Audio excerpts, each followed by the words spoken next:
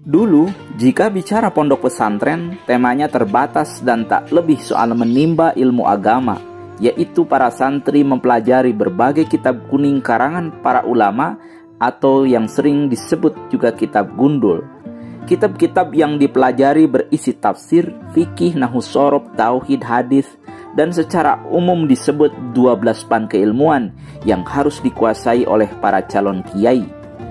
Namun seiring perkembangan zaman, pesantren terus berbenah dan menyesuaikan keadaan.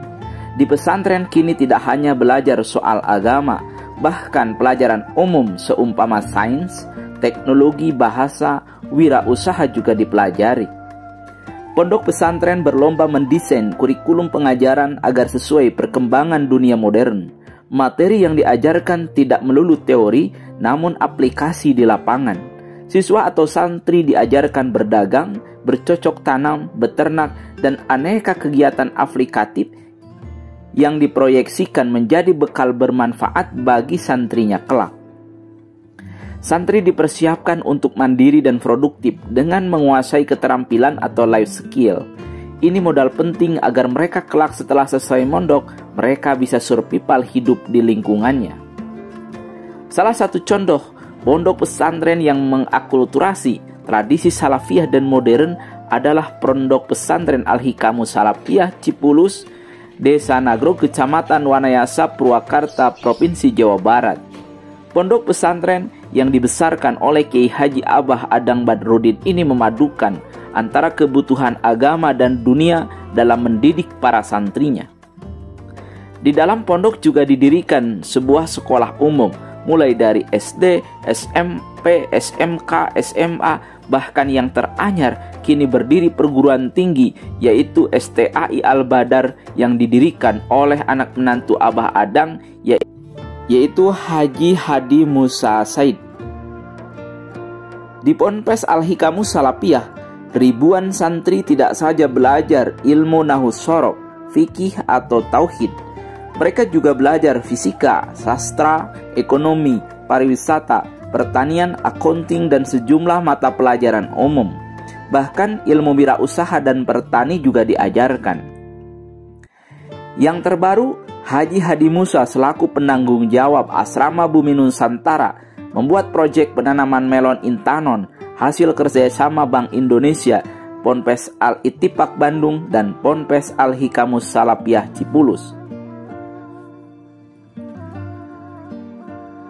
Di tanah seluas 500 meter persegi berdiri greenhouse terbuat dari baja dengan dinding screen dan atap plastik ultraviolet. Di dalam GH terdapat 1000 polybag media tanam untuk tumbuhnya melon intanon. Setting area tanaman dengan greenhouse ini sengaja dibuat agar produksi melon maksimal dan menghasilkan melon berkualitas serta terhindar dari hama tanaman. Sebab pangsa pasar melon intanon ini diperuntukkan bagi supermarket dan pasar modern lainnya. Penanaman melon ini sudah menggunakan metode yang canggih dan modern.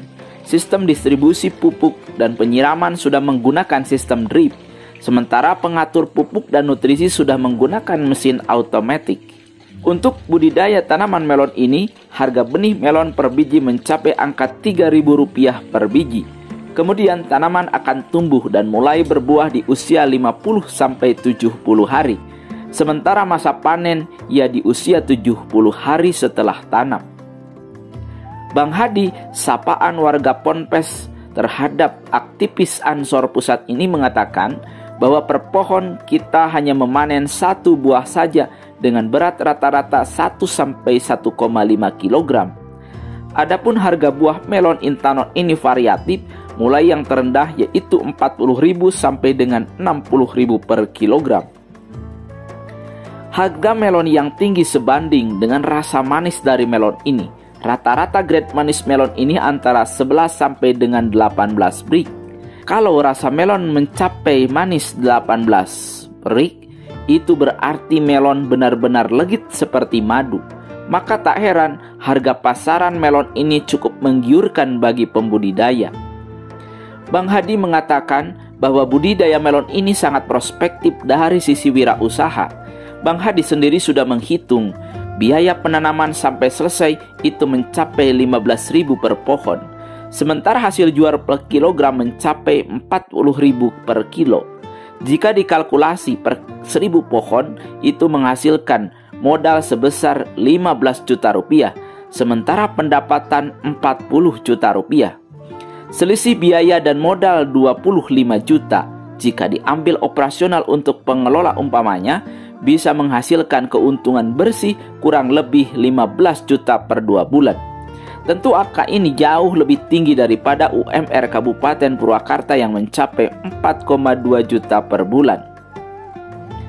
Sementara menurut santri yang ditugaskan merawat kebun, merawat tanaman ini gampang-gampang susah.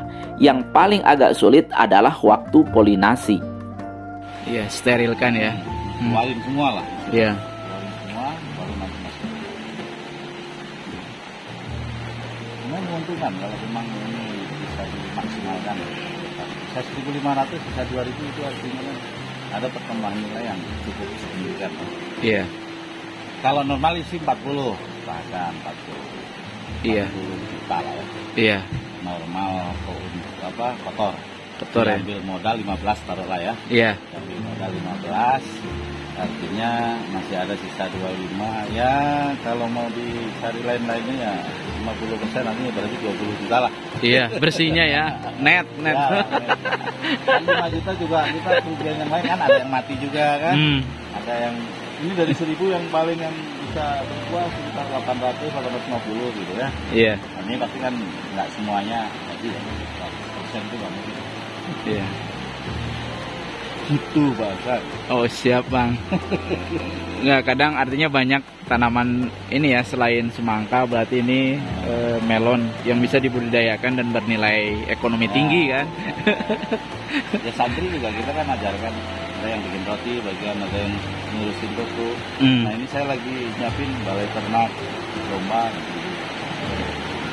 Iya, nanti pupuknya jadi ini ya. Iya, nanti diolah kompos lah. Saling bertukar lah ya. Dari sini bisa dibuang, tanaman yang lain dari sana bisa dibawa ke sini. Iya. Ya alhamdulillah ini buat hiburan anak-anak. Juga kalau justru orang kota Bang seneng Bang kalau datang lalu petik ini. Iya, makanya kita tawarkan siapa yang mau metik langsung lalu beli gitu ya. Metik langsung. Iya. Itu ada di timbang langsung ke yang ngurusnya. Nah, yang ngurus aja nih, jelasin. Sahudin.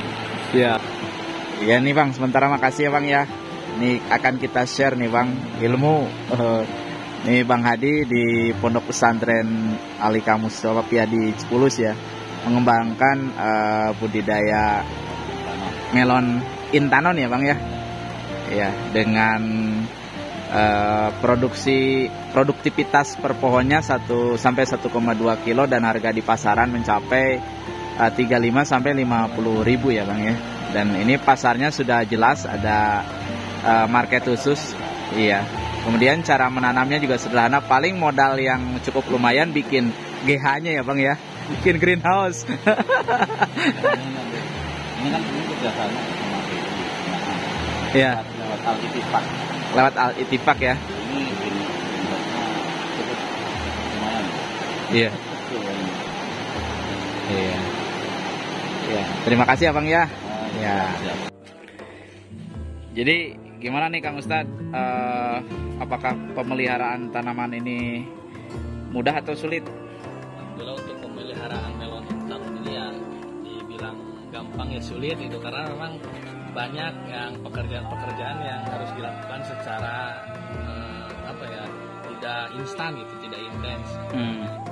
Ya mungkin ya agak sulit sedikit gitu melon intanon, tapi untuk hasil ya insya Allah bagus. Tapi berarti ini penanaman yang kedua kalinya ya? Alhamdulillah ini yang kedua kali. Ya, yang pertama dulu panen berapa ton?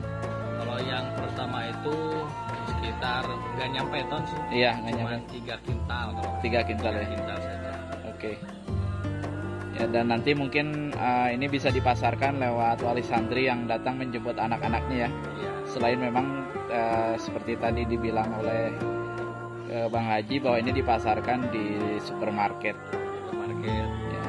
Jadi kawan-kawan, ini adalah si Kang Ustadz Sahrudin ini orang yang memelihara yang budidayanya ya sejak awal, sejak persemaian benih berkecambah, kemudian pindah tanam sampai kemudian perawatan. Yang tersulit dari pemeliharaan tanaman melon ini apa nih? Mungkin yang tersulit itu polinasi kan. Polinasi ya, penyerbukan.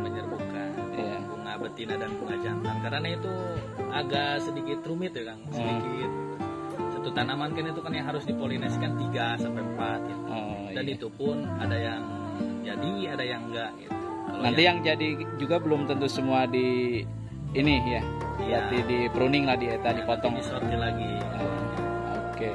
Berarti si tanaman melon ini hanya disisakan 1 buah saja per pohon. Dan rata-rata beratnya itu 1 sampai 1,2 kilo. Oke, terima kasih ya Kang ya. Ya, sama-sama.